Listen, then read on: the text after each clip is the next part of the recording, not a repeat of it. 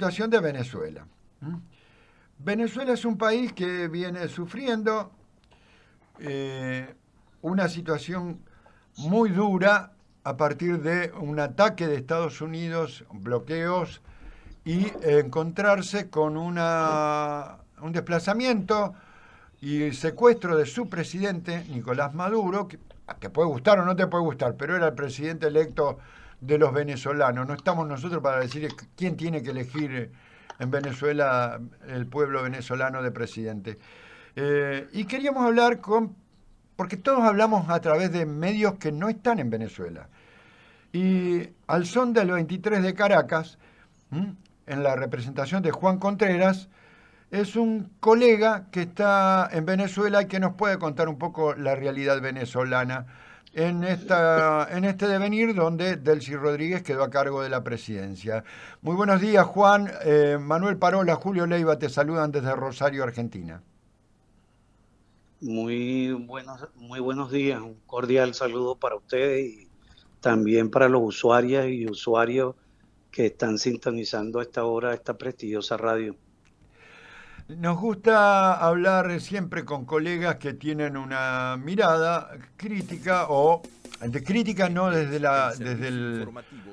el concepto de fenestración de un gobierno, sino análisis crítico, digamos, diciendo qué hay de positivo, qué hay de negativo, y nos gustaría que nos cuentes un poco cómo quedó Venezuela después del secuestro de Nicolás Maduro y la investidura de Delcy Rodríguez en el gobierno de la República Bolivariana de Venezuela.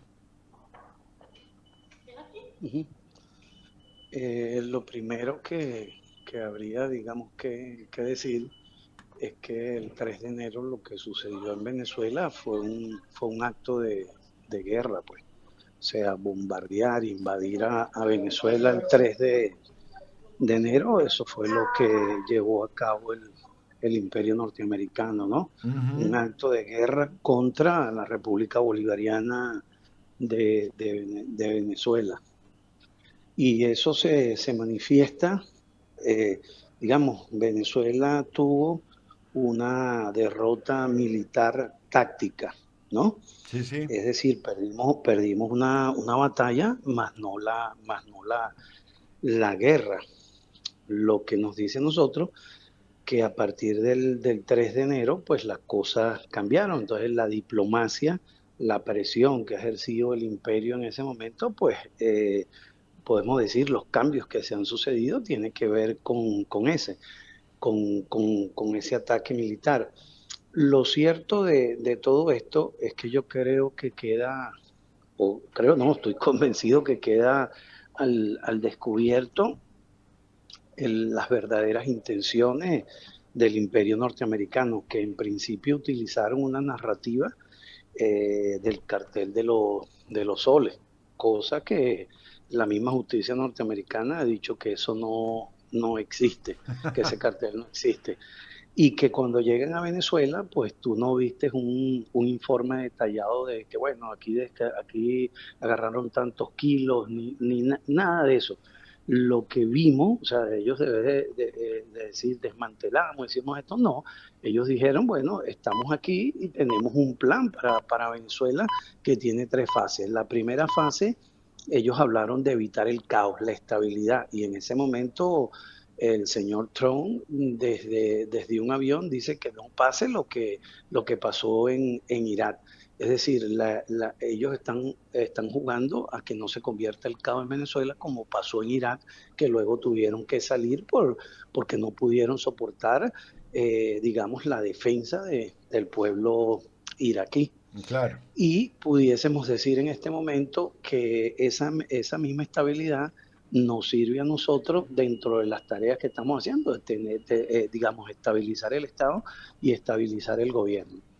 Su segundo tema inmediatamente pasaron a hablar de la comercialización del petróleo. Solo la comercialización del petróleo sería con empresas estadounidenses y con Occidente, y que quedaba fuera Irán, Rusia y China, y cero petróleo para Cuba, claro. que no era de extrañarse porque en el colorario Trump, a mediados de diciembre, ellos ya lo habían dicho, ¿no? Que de acuerdo a su seguridad en el hemisferio, pero pensando en la seguridad de ellos, había que dejar fuera del continente, de nuestro continente, a Rusia, China y Irán. Y el tercer tema tiene que ver con la transición. Y la transición tiene que ver con el elemento electoral. Ellos están tratando de acelerar los tiempos. Nosotros estamos tratando de ganar tiempo, digamos, para recomponer nuestro tejido social, nuestras orientaciones en ese sentido. Pero yo creo que hay una contradicción fundamental, ¿no? Que es que el periodo presidencial en Venezuela son de 6 años Ujú. y que el artículo 233 establece que dos faltas, ¿no? La falta absoluta, que pasó como ocurrió con el comandante Hugo Chávez, que falleció, entonces es la falta absoluta, o si Chávez hubiese renunciado. Aquí no hay ninguno de los casos. Maduro está vivo y no ha renunciado. Y hay Ujú. una segunda causa ahí en ese artículo que dice que es temporal, una causa temporal.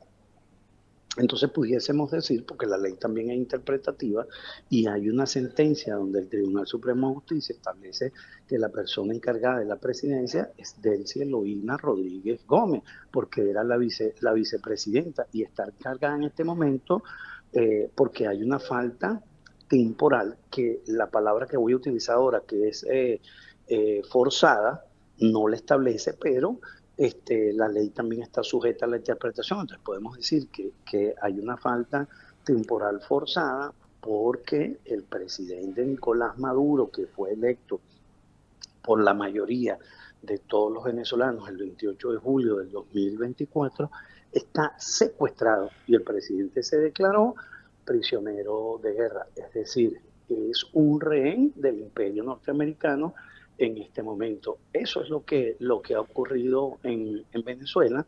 Hoy, a pesar de la tranquilidad, digamos que se respira, pero hay que decirlo, hay una tranquilidad porque el pueblo bolivariano se ha movilizado en la calle para hacer 5 tareas importantes. Una, defender nuestra soberanía. Dos, buscar el rescate del presidente Nicolás Maduro, que sigue siendo el presidente de todos los venezolanos, el rescate de la diputada Silvia Flores, la estabilidad económica de nuestro país, la estabilidad de Estado y gobierno. Y un quinto elemento tiene que ver con la defensa. Nuestro artículo 326 habla de la corresponsabilidad entre el Estado y su pueblo. Y Ujú. nosotros estamos ejerciendo esa compartimenta, esa, digamos, asumir la corresponsabilidad que nos toca como pueblo en la calle. Segundo, llevar a efecto la doctrina bolivariana, que sería la guerra de todo el pueblo, que es la unión cívico-militar, que el presidente Nicolás Maduro la llamó la fusión popular militar policial. Y el otro elemento que gira en torno a eso es la defensa territorial. Entonces estamos en ese proceso de defensa y organización desde abajo. Y un quinto elemento esencial de esas tareas que hay que hacer hoy en el marco de esa invasión y de ese acto de guerra, que fue un acto de guerra y una invasión contra Venezuela, es seguir manteniendo el amor por Cuba, es seguir manifestando nuestra solidaridad por Cuba.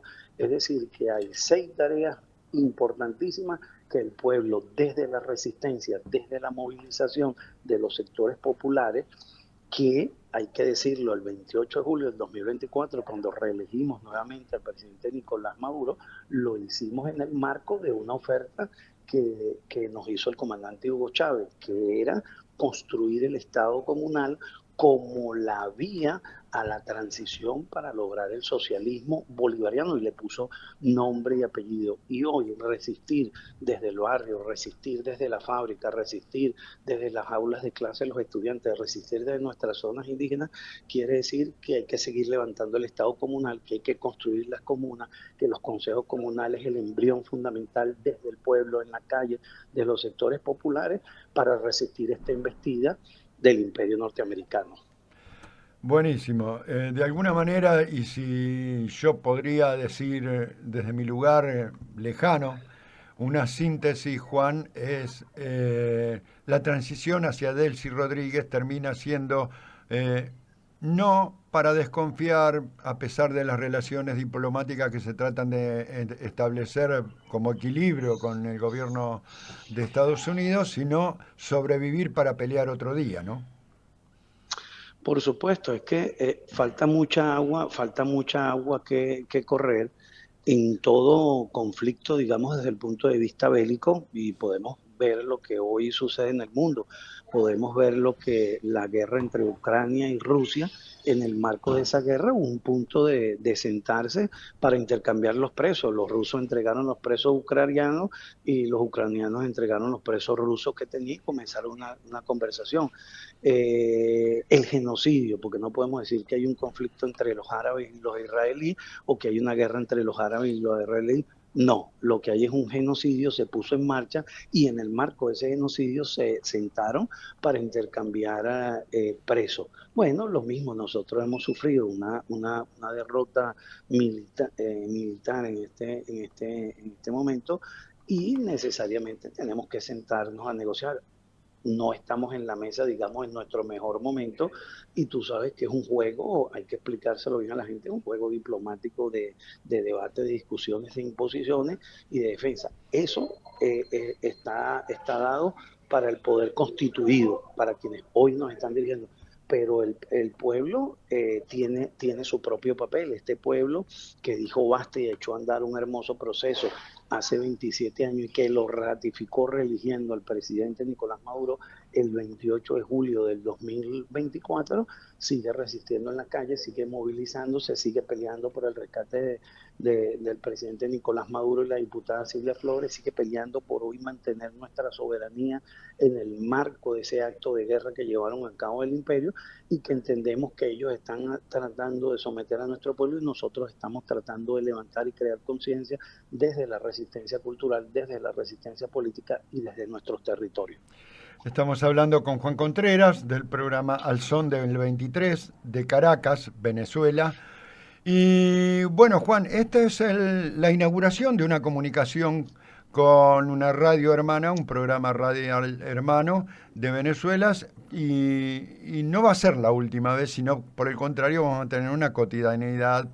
Una vez al mes vamos a tener un informe de Venezuela por parte de Juan o de algunos de sus colegas.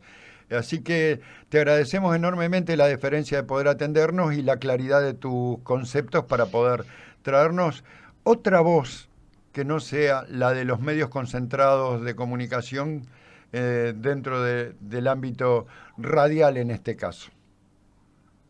Bueno, quisiera en este momento agradecerte por el gesto. Creo que es importante este tipo de interacción entre las radios, que tenemos otra visión de cómo ocurren los hechos, y también hacer un llamado al pueblo argentino, a quienes nos están escuchando desde las diferentes latitudes de nuestra América, que esta es una arremetida no solo contra Venezuela, por lo que significa Venezuela desde el punto de vista geográfico, como está ubicada, y la cantidad de recursos que tiene como petróleo, gas y minerales, sino que vienen por todas nuestras reservas energéticas que hay en el continente, nuestra agua, y que no solo es para Venezuela, es un ataque contra toda nuestra América, contra aquellos proyectos alternativos que hoy se siguen levantando en nuestra región, y por nuestros recursos. Así que nos toca una tarea importante de concientizar, avanzar y ver cómo juntamos esa bronca que tenemos para seguir avanzando, porque la lucha hoy más que nunca es continental, porque es contra toda nuestra patria grande, y por eso nosotros tenemos el deber de defender desde el barrio, desde nuestras zonas indígenas, desde nuestros campesinos, lo que hemos venido construyendo en estos 27 años, porque hoy Venezuela representa nuestra América. Así es, coincidimos plenamente, Juan, así que te mandamos un gran abrazo, que puedan disfrutar del fin de semana y te esperamos en una próxima oportunidad para escuchar las voces de Venezuela. Pa'lante. Así pasaba Juan Contreras de Venezuela para traernos un panorama de una voz distinta. Seguimos con el programa.